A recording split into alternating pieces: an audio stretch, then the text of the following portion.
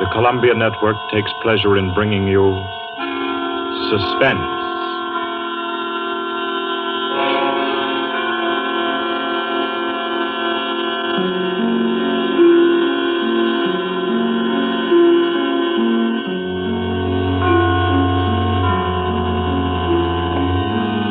Suspense, Columbia's parade of outstanding thrillers, produced and directed by William Spear and scored by Bernard Herrmann. The notable melodramas from stage and screen, fiction and radio, presented each week to bring you to the edge of your chair, to keep you in suspense.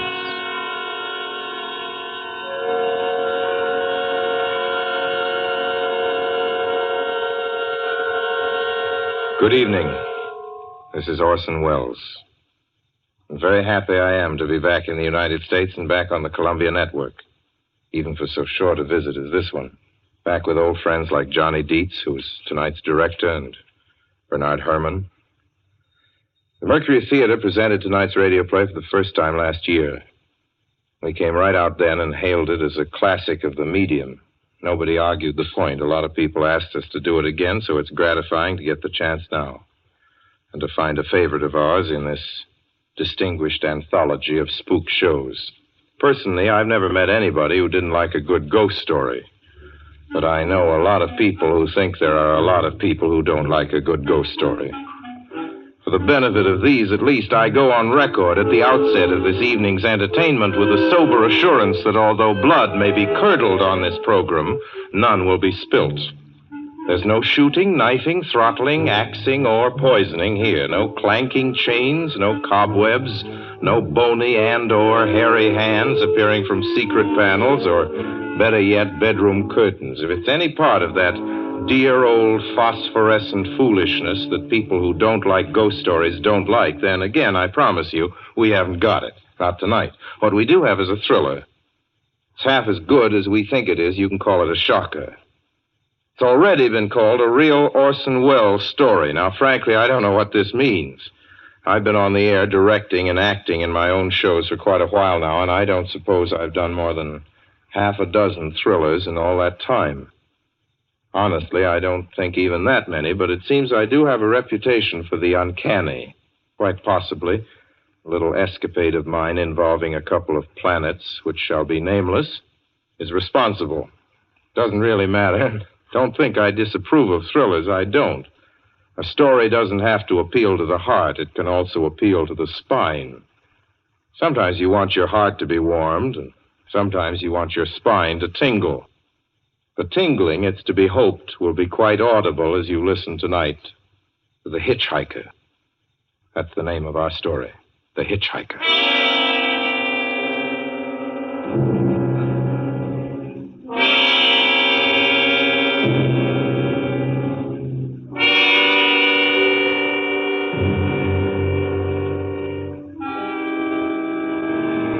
I'm in an auto camp on Route 66, just west of Gallup, New Mexico. If I tell it, perhaps it'll help me. Keep me from going crazy. I gotta tell this quickly. I'm not crazy now. I feel perfectly well, except that I'm running a slight temperature. My name is Ronald Adams. I'm 36 years of age, unmarried, tall, dark, with a black mustache. I drive a 1940 Buick, license number 6Y175189. I was born in Brooklyn. All this I know. I know that I'm at this moment perfectly sane. That it's not me who's gone mad. It's something else. Something utterly beyond my control. I've got to speak quickly. At any minute, the link may break. This may be the last thing I ever tell on Earth.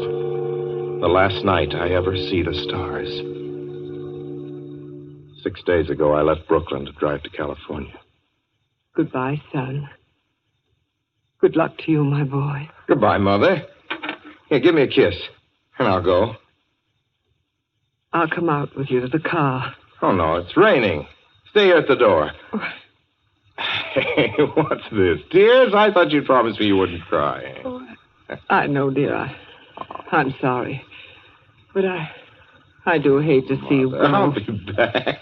It'd only be on the coast 3 months. Oh, it isn't that. It's just the trip. Ronald, I wish you weren't driving. Oh, Mother, there you go again. People do it every day. I know, but you'll be careful, won't you? Promise me you'll be extra careful. Don't fall asleep or drive fast or pick up any strangers on the road. Oh, gosh. I think I was still 17 here, you told me. Oh, and why? I mean, as soon as you get to Hollywood, won't you, son? Of course I will. Don't you worry. There's nothing going to happen. It's just 8 days of perfectly simple driving on smooth, decent, civilized roads with a hot dog or a hamburger stand every 10 miles.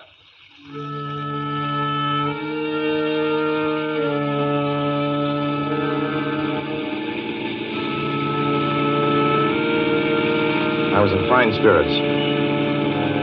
The drive ahead of me, even the loneliness, seemed like a lark. I reckoned without him.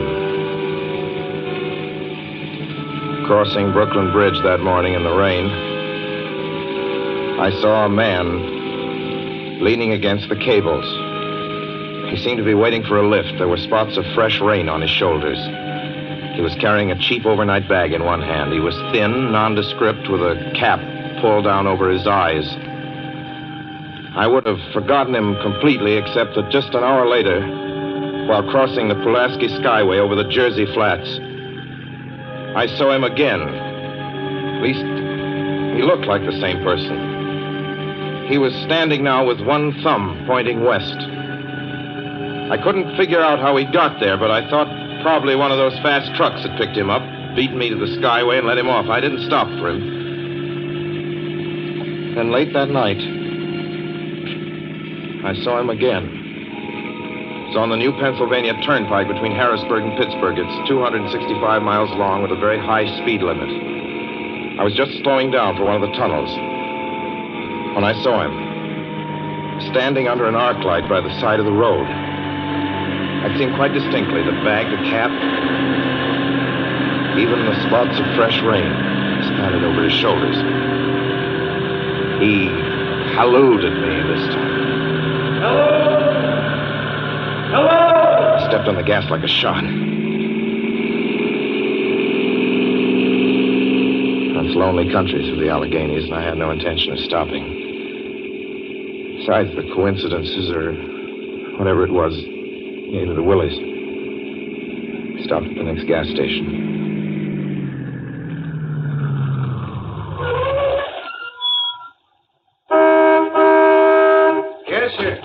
Fill her up. Certainly, sir. Check your oil, sir? No, thanks.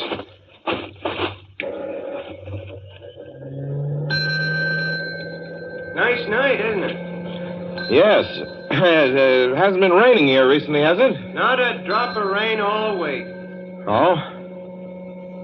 Oh, I suppose that doesn't done your business any harm. Oh, people drive through here all kinds of weather.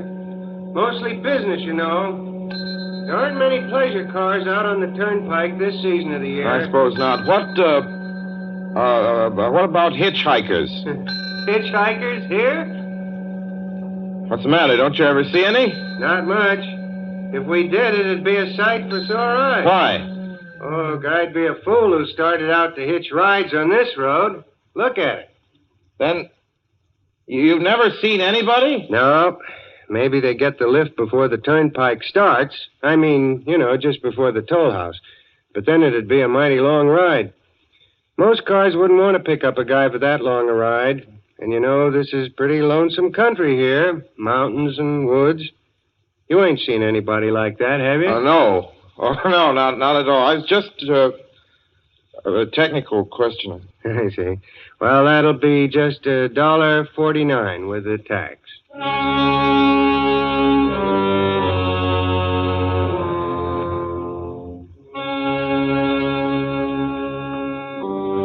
Thing gradually passed through my mind as sheer coincidence. I had a good night's sleep in Pittsburgh. I didn't think about the man all next day until just outside of Zanesville, Ohio, I saw him again. It was a bright, sunshiny afternoon. The peaceful Ohio fields, brown with the autumn stubble, lay dreaming in the golden light. I was driving slowly, drinking it in, when The road suddenly ended in a detour. In front of the barrier, he was standing.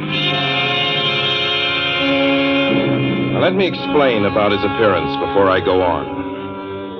I repeat, there was nothing sinister about him. He was as drab as a mud fence, nor was his attitude menacing. He merely stood there, waiting, almost drooping a little, a cheap overnight bag in his hand. He looked as though he'd been waiting there for hours. And he looked up. He hailed me.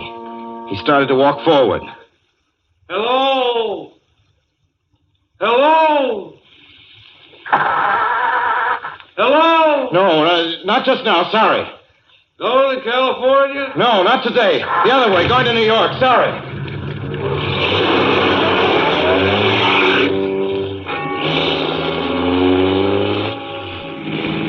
After I got the car back on the road again, I felt like a fool. Yet the thought of picking him up, of having him sit beside me, was somehow unbearable. At the same time, I felt, more than ever, unspeakably alone.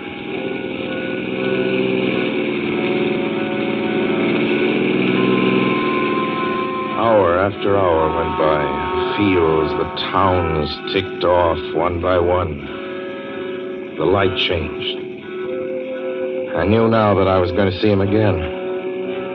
And though I dreaded the sight, I caught myself searching the side of the road, waiting for him to appear.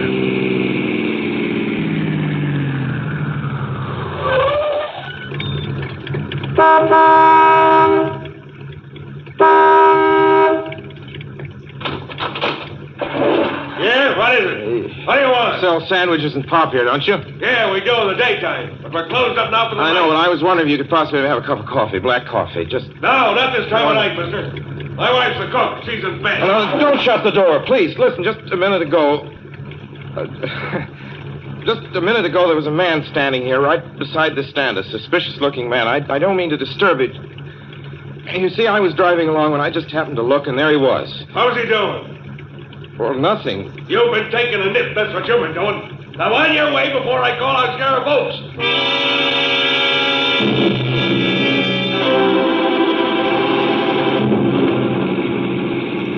I got into the car again and drove on slowly. I was beginning to hate the car. If I could have found a place to stop, to rest a little. I was in the Ozark Mountains of Missouri now. Few resort places there were closed, only an occasional log cabin, seemingly deserted. That's all that broke the monotony of the wild, wooded landscape. I had seen him at that roadside stand. I knew I'd see him again. Maybe at the next turn of the road. I knew that when I saw him next, I would run him down.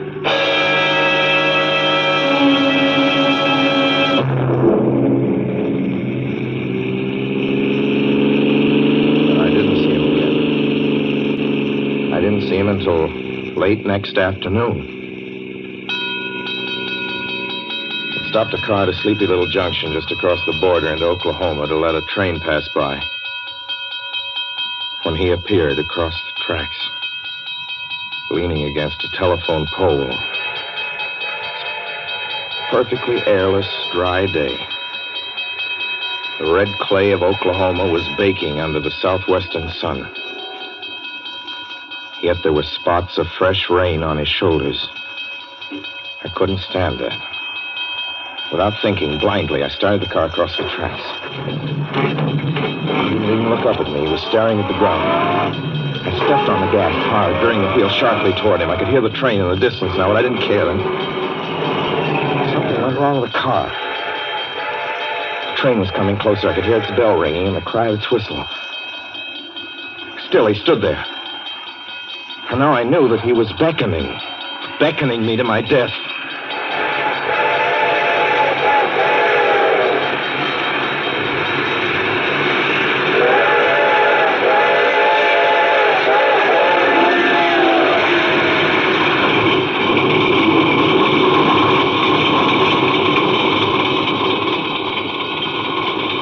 Well, I frustrated him that time.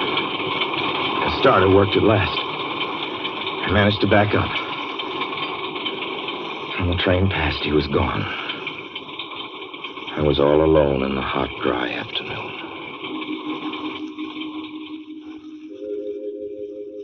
After that, I knew I had to do something. I didn't know who this man was or what he wanted of me. I only knew that from now on, I mustn't let myself alone on the road for 1 minute. Hello there. Like a ride? Well, what do you think? How far are you going?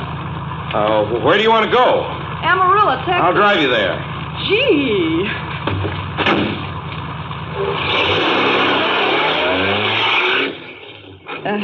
You mind if I take off my shoes? My dogs are killing me. Go right ahead. Oh, gee, what a break this is. Hitchhike much? Sure, only it's tough sometimes in these great open spaces to get the break. I should think it would be, though I'll bet you get a good pickup in a fast car. If you did, you could get places faster than, say, another person in another car, couldn't you? I don't get you. Well, take me, for instance. Suppose I'm driving across the country, say, at a nice, steady clip, about 45 miles an hour. Couldn't a girl like you just standing beside the road waiting for a lift beat me to town, or any town, provided she got picked up every time in a car doing from 65 to 70 miles an hour? I don't know. What difference does it make? Oh, no difference. It's just a crazy idea I had sitting here in the car. Imagine spending your time in a swell car thinking of things like that. What would you do instead? What would I do? If I was a good-looking fellow like yourself, why, I just enjoy myself every minute of the time. I'd sit back and relax. And if I saw a good-looking girl along the side of the road... Hey, look out! Did you see him? See who? A man standing beside the barbed wire fence. I didn't see anybody. There wasn't nothing but a bunch of cows and a wire fence. No? What'd you think you was doing? Trying to run into the barbed wire There's a man fence? there, I tell you. A thin gray man with an overnight bag in his hand. And I was trying to run him down. Run him down? You mean kill him? Say you didn't see him back there? You sure? I didn't see a soul.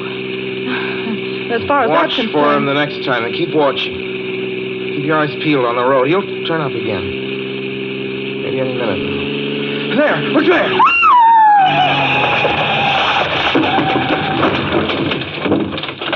How does this door work? I'm getting out of See here. him that time? No, I didn't see him that time. And personally, mister, I don't expect never to see him. All I want to do is go on living. I don't see how I will very long, driving with you. Oh, I'm sorry. I don't know what came over me, but please don't go. So if you'll excuse me... You can't go. Listen, how would you like to go to California? I'll drive you to California. Seeing pink elephants all the way? No, thanks. Thanks just the same. Listen, please, just 1 minute, please. You know what I think you need, big boy? Not a girlfriend. Just a good dose of sweet. Please. There. I got it now. No, you can't go. Please, come Your back. hands off me. Do you hear? Leave your hands off.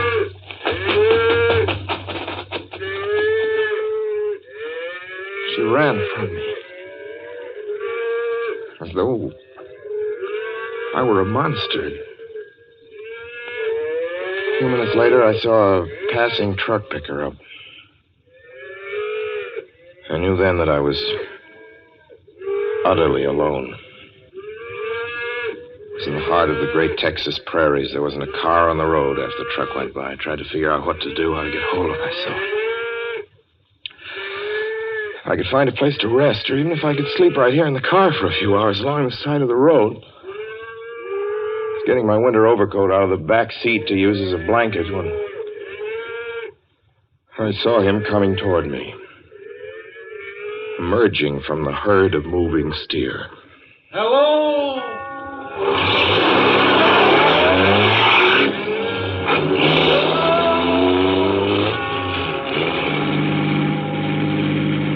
Maybe I should have spoken to him then. Fought it out then and there. For now, he began to be everywhere. Wherever I stopped, even for a moment, for gas, for oil, for a drink of pop, a cup of coffee, sandwich, he was there. I saw him standing outside the auto camp in Amarillo that night when I dared to slow down. I was sitting near the drinking fountain of a little camping spot just inside the border of New Mexico. He was waiting for me outside the Navajo reservation where I stopped to check my tires. I saw him in Albuquerque when I bought 20 gallons of gas. I was afraid to stop now. I began to drive faster and faster. I was in lunar landscape now. The great arid mesa country of New Mexico. I drove through it with the indifference of a fly crawling over the face of the moon. Now he didn't even wait for me to stop. Unless I drove at 85 miles an hour over those endless roads, he waited for me at every other mile. I'd see his figure, shadowless, flitting before me, still in its same attitude, over the cold, lifeless ground, flitting over dried-up rivers, over broken stones cast up by old glacial upheavals, flitting in that pure and cloudless air. I was beside myself when I finally reached Gallup, New Mexico this morning. There's an auto camp here. Cold, almost deserted this time of year. I went inside and asked if there was a telephone. I had the feeling that if only I could speak to someone familiar, someone I loved, I could pull myself together.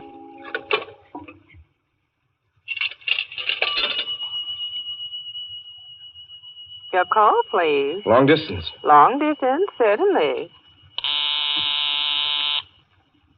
This is long distance. I'd like to put in a call to my home in Brooklyn, New York. I'm Ronald Adams. The number is Beechwood 20828. Certainly, I will try to get it for you. Albuquerque. New York for Gallup. New York. Gallup, New Mexico, calling Beechwood 20828. I'd read somewhere that love could banish demons. It's the middle of the morning. I knew Mother would be home. I pictured her tall and white-haired in her crisp house dress, going about her tasks. Be enough, I thought, just to hear the even calmness of her voice. Will you please deposit $3.85 for the first 3 minutes? When you have deposited $1.50, will you wait until I have collected the money?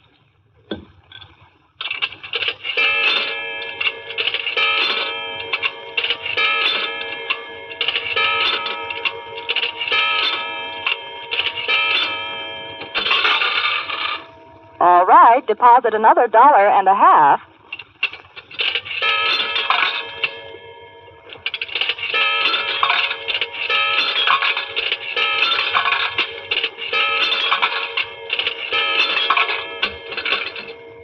Will you please deposit the remaining 85 cents?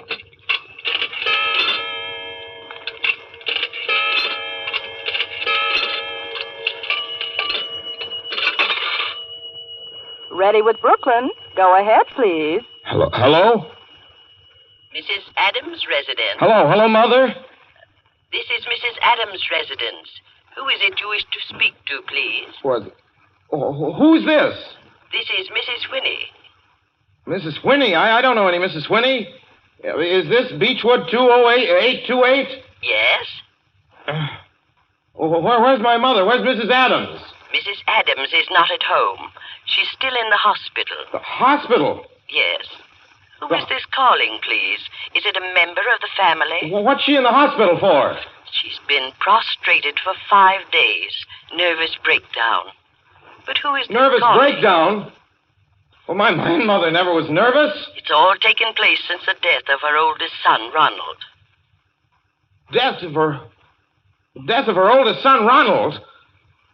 Hey, what's this? What number is this? This is Beechwood 20828. It's all been very sudden. He was killed just 6 days ago in an automobile accident on the Brooklyn Bridge. Your 3 minutes are up, sir. Your 3 minutes are up, sir. Your 3 minutes are up, sir. And so I'm sitting here in this deserted auto camp in Gallup, New Mexico. I'm trying to think. Trying to get hold of myself. Otherwise, I'm going to go crazy. Outside, it's night. The vast, soulless night of New Mexico. 1 million stars are in the sky. Ahead of me stretch 1,000 miles of empty mesa. Mountains, prairies, desert. Somewhere among them, he's waiting for me. Somewhere I shall know who he is and who I am.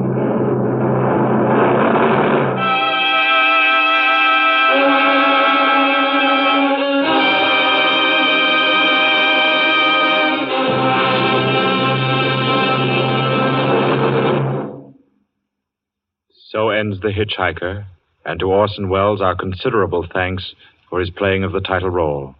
Mr. Welles? Help wanted. Men, women, and children. Nature of work, hard, monotonous, back-breaking labor. Hours, 75 a week minimum.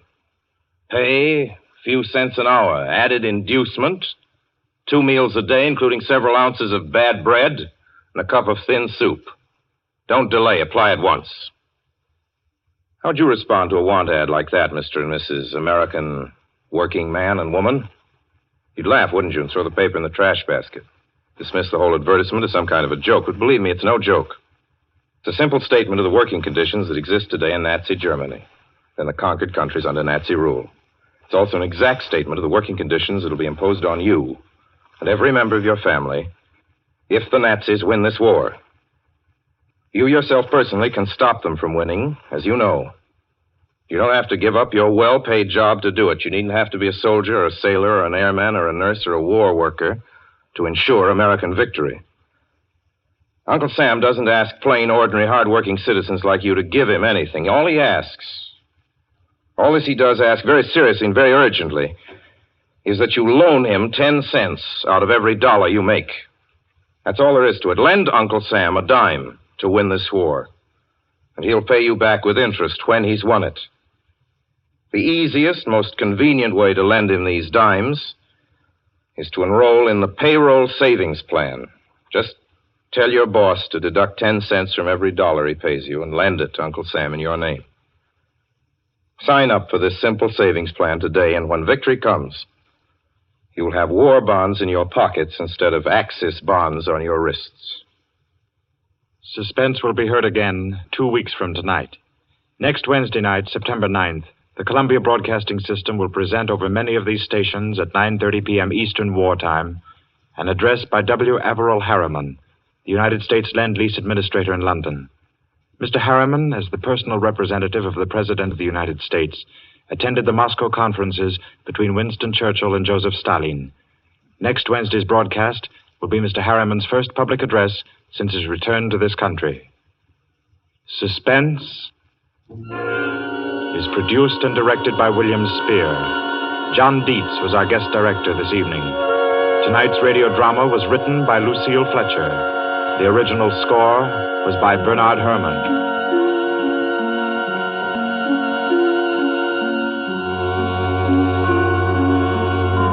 This is the Columbia Broadcasting System.